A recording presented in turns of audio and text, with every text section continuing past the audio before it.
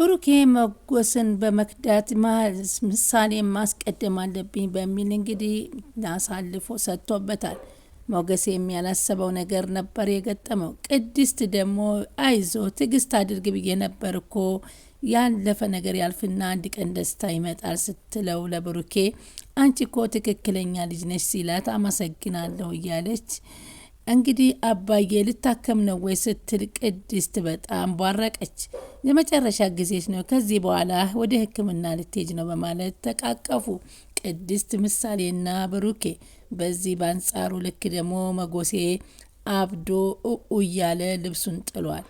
በዚህም መካከል ደግሞ ሞገሴ ዶላር ከዚህ በኋላ አሳልፎ ስለሰጣት ብሩኬ በጣም በሚገርም ቤት ድረስ ይዞባቸው መጥቷል። ይህንን ተከትሎ መጎሴ ጓደኛውን አምኖ ከዶታል። ከዚህ በኋላ አንተም ማየት አልፈልግም፣ ከሀገር እወጣለሁ በብሩኬ አይኑን አዙሮበታል። ብሩኬም በጣም ከዚህ በኋላ የማልሰራው ትልቅ ደረጃ ላይ ደርሷል። በሌላ በኩል ዝናን ሉላን ውለጅልኝ እያለ እያስገደዳት ይገኛል። ማህሌትም ቤቱ ከመሸጡ በፊት ነገሮችን አመቻችታ የምሳሌን ሕክምና ከኤፍራታ ጋር ያመቻቸችው ትክክል እንዳላደለን ኤፍራታ ምሳሌ ከታከመች ማፍጠን አለብሽ፣ አንቺ ባዶ ትቀሪያለሽ እያላት ነው።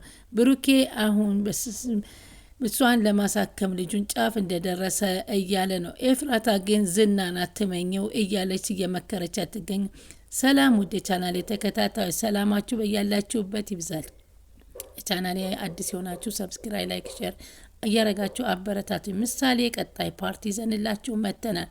ባለፈው ክፍል እንደተመለከት ነው እንግዲህ ዝናና ብሩኬ ተደራድረው እንግዲህ ሉላን አሳልፎ ሊሰጣት ቃል በመገባቱ ማህሌትም እግዳው እንድታነሳ በመደረጉ በዚህ ተሳክቶላቸው በስከ መጨረሻ ብሩኬን ቃሉን ላለማጠፍ ቢሞክርም አሁን ልገል ይችላለሁ፣ ቃልህን ተፈጻሚ ማድረግ አለብህ ሲል ያሁን ካለበለዚያ ሞት ይጠብቃ ሲል ይዝትበታል። እሱም በመፍራት እንግዲህ ዝናን ወደ ቤት ሞገሴና ሉላ እየቧረቁ ባሉበት ቤት ደስ በሚል ጨዋታ እያሳለፉ እያሉ ድንገት በራቸው ይንኳኳል። በድንጋጤ በሩ ሲንኳኳ ግን ብሩኬን ነበር መጀመሪያ ያዩትና ብሩኬ ከኋላት እንደገባ ተከታትሎ ዝና ገባና መጎሴ ያየውን ማመን አቃተው። እንዴት ሊሆን ይችላል? አንተ እኮ ጠላቴን እየመራህ ይዘህብኝ መጣ። ብሩኬም ይቅርታ አድርግልኝ ቢለውም ይቅርታ አትበለኝ፣ ጓደኛህን እንደከዳህ አላወቅም እንዴ ሲል ይነግረዋል። እሱም ጭራሽ ከገደልከኝ በኋላ ይቅርታ ልጠይቀኝ ትመጣለህ እንዴ? አንተ ምሳሌን ስታድን እኔም ሉላ ማዳን ነበረብኝ ብዬ ደጋግሜ ነግሬሃለሁ አለው። ከዛም ሉላን ወስዳለሁ እያለ ሲደራደር በፍጹም አትወስዳትም እያለ ዝና ሲደራደር፣ በዛ መካከል ዝና ደግሞ በቦክስ ይመጣና ዘገረረው መሬት ላይ ሞገዝን።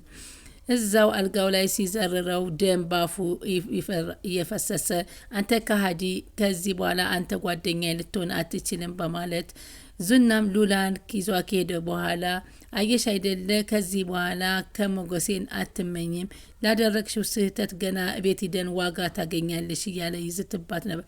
ሉላም የሲኦል ኑሮ በቃኝ፣ ከዚህ በኋላ ብትገለኝ ይሻላል፣ እሱንም አትንካውም ግደለኝ ስትለው ይህኔ ከእኔ የተለየ ሌላ ወድ የምታስብ ከሆነ መሞትሽ አይቀርም እያለ እየዛተባት ነበር።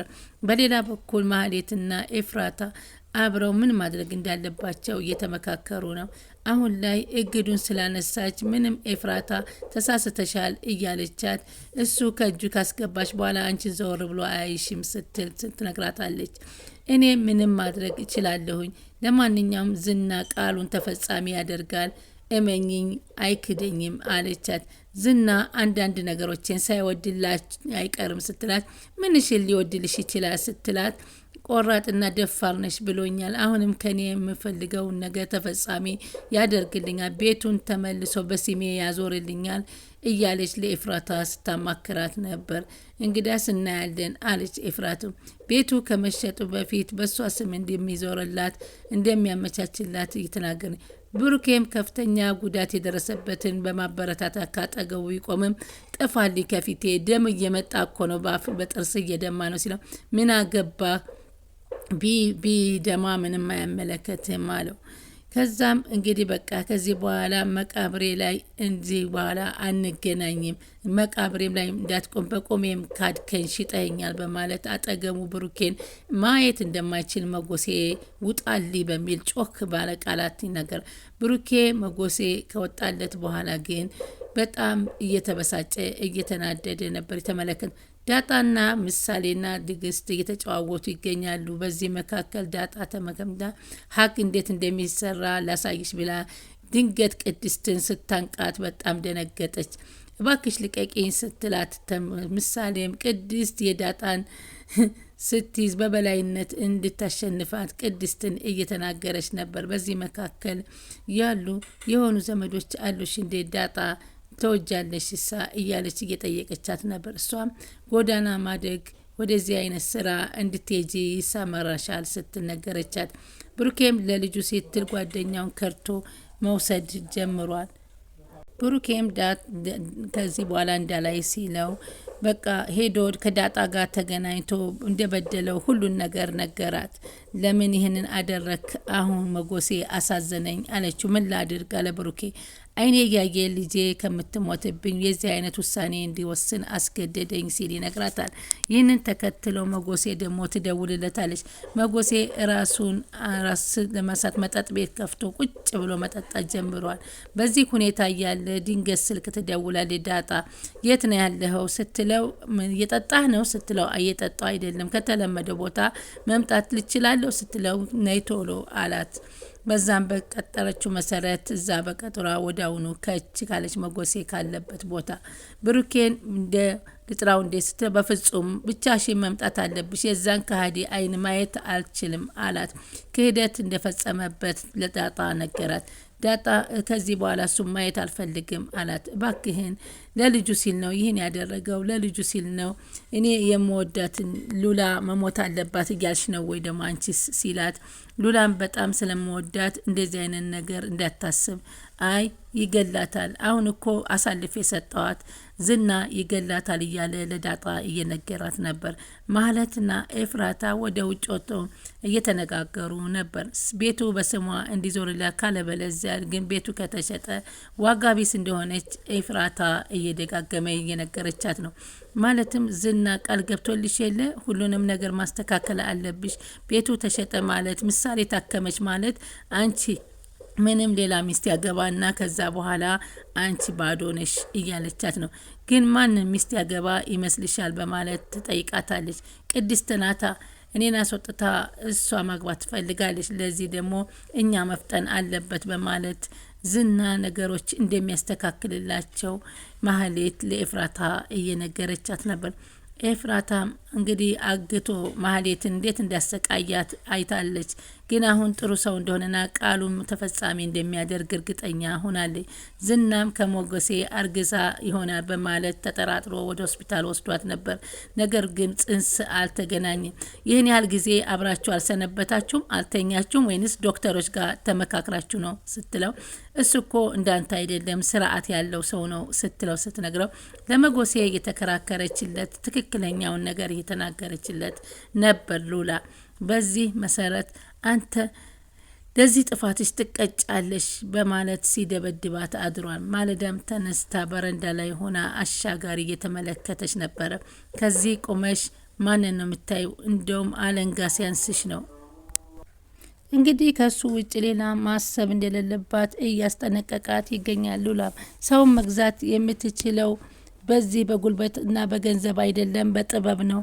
ለሰው ብዙ ነገር ማድረግ ስትችል አሸናፊ ትሆናለህ በማለት ጉረኛውን ዝና እንግዲህ ማንም አይደፍረኝም እያለ እኔ በላይ ማንም የለ እያለ እየተጎራ ከኔ ማንም ይደርሳል እንደዚህ የተንጣለለ ግራውንድ ፕላስ 3 እያለ ብዙ ነገር እንደሚያኖራት አድርጎ ሲያወራትም ከመኝታ ቤት ወደ እስር ቤት ከእስር ቤት ወደ መኝታ ቤት የምታሳልፈው ሀብት ጉዳይ ሳይሆን ነጻነትን የምትፈልገው ፀሐይን የምትናፍቀው እንደሆነ እየነገረችው ትገኛለች።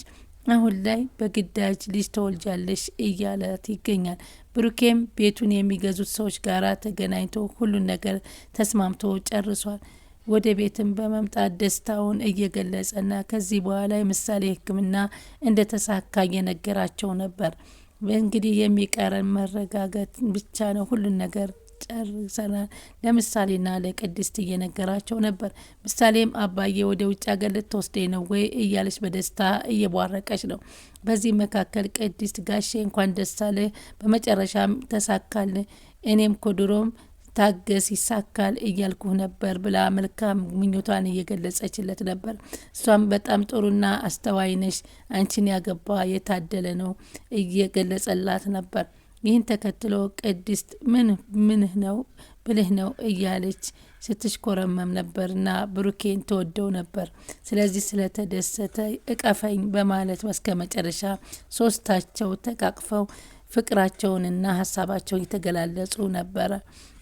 ከዚህ በኋላ ሞገስም 10 ዓመት ያጣውን አጥቶ ያገኛትን ሉላን በማጣቱ በጣም ከፍተኛ ድብርት ውስጥ ገብቷል።